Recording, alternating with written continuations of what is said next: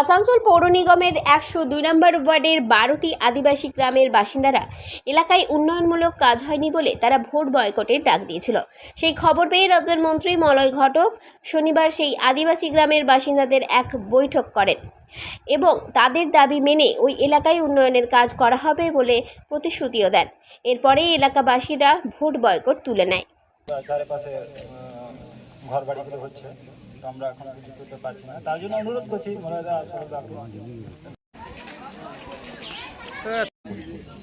দাদা যদি একটা করে দেয়।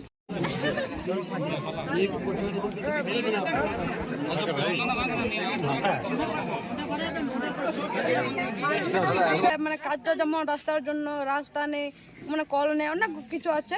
আপনারা এখানকার কাউন্সিলরকে জানিয়েছিলেন? হ্যাঁ, কাউন্সিলর প্রচুরবার জানিয়েছিলাম যে রাস্তাগুলো দেখো একটু। তো মানে আজকে তো মন্ত্রী আসছেন। হ্যাঁ, আসছেন। কি বলবেন? সেটাই বলবো, আমরা ওকে জানাবো যে মানে কাজগুলো হচ্ছে না। তো কি যদি কথাবার্তা হয় তো কি ভোট বয়কট ক্যান্সেল হবে কি ভোট বয়কটে? ওরা যদি মঞ্জুরটা করবেন তো ভোটটা বয়কট হবে না, আমরা সেটাই চাইছি। কটা গ্রাম থেকে লোকজন এসেছে? এইটা 13টি গ্রাম থেকে এসেছে।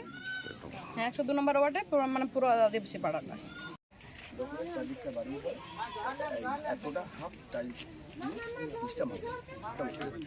এবং যেটা আছে ওরা বলেছে যে আমাদের স্কুলের গ্রিন করে দেবেন। হ্যাঁ,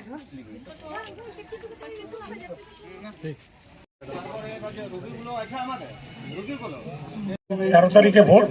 আমি শ্যামকে বলবো 15-16 তারিখ সুবীরকে নিয়ে তুই চলে দিয়ে ও এসে মাপামাপি করে নিয়ে যাবে, তারপর আমরা যেভাবে হোক এটা করার ব্যবস্থা করব। আপনাদের কোনো সমস্যা হোক এটা আমরা চাই না। আমি আসানসোল উত্তরের বিধায়ক।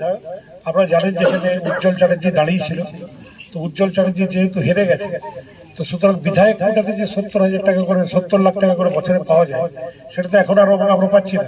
বিজেপির এমএলএ পেয়ে যাচ্ছে, তার ইচ্ছা মতো কাজ করছে। তো সেটা আমাদের একটু ভুল হয়েছে, মাত্র 800 ভোটে হেরে গেল। তো যাকে এবারে যাতে আবার ভালো ফল করা যায়, যাতে এই সমস্ত টাকা আমাদের এমপিও প্রচুর কাজ করেছে, আপনি দেখেছেন। এমপির জেতার পরে এমপিরও যে টাকা, তার টাকার থেকেও যাতে সমস্ত মাঝি স্থানে কিছু একটা কাজ করে দেওয়া যায়। হয়তো সমস্ত টয়লেটগুলোই এমপি কোটাতে করে দেওয়া হলো, আর সমস্ত জাহিদ খানগুলোই এমপি কোটাতে করে দেওয়া হলো। এইভাবে আমরা এগুলো সমস্যাগুলো শুনে গেলাম। এটুকু নিশ্চিন্তে থাকুন, আমরা আপনাদের সঙ্গে আছি। আমাদের নেত্রী মমতা বন্দ্যোপাধ্যায়ের সঙ্গে আছে, আমাদের দল আপনাদের সঙ্গে আছে। এবং ইতিমধ্যে আমাদের নেত্রী মমতা বন্দ্যোপাধ্যায় তো দেখেছেন কত কাজ তিনি করেন।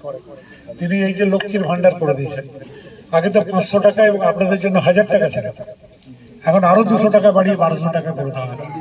এছাড়াও বিনা পয়সায় রেশন দেওয়া হয়, স্বাস্থ্যসাথীর কার্ড দেওয়া হয়, তারপরে কন্যাশ্রী, রূপশ্রী, তারপরে আপনাদের আদিবাসীদের জন্য স্টাইপেন্ড দেওয়া হয়, পড়াশোনার জন্য টাকা দেওয়া হয়, যারা ভালো উচ্চশিক্ষা করতে যায় তাদেরকে সাহায্য করা হয়।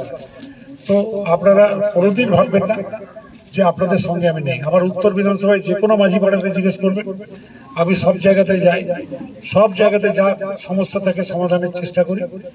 এখানেও এমএলএ আমাদের নেই, কিন্তু কাউন্সিলর তো আমাদের আছে, বড় চেয়ারম্যান তো আমাদের আছে। আমি তাদেরকে সঙ্গে নিয়ে এই পাড়াগুলো যাতে উন্নতি হয় আমি নিজে দায়িত্ব নিয়ে আগামী দিনে করব। এইটুকু কথা বলে আপনাদেরকে এই যে ভোটটা বয়কট করেছেন, এই যে ভোটটা বয়কট করেছেন, আমি অনুরোধ করছি যে আপনারা এটা তুলে নিন এবং তৃণমূল কংগ্রেসকে এবং মমতা ব্যানার্জিকে সমর্থনের আবেদন আপনাদের কাছে করছি। আসানসোল থেকে সঞ্জয় যাদবের রিপোর্ট, 99 নিউজ বাংলা।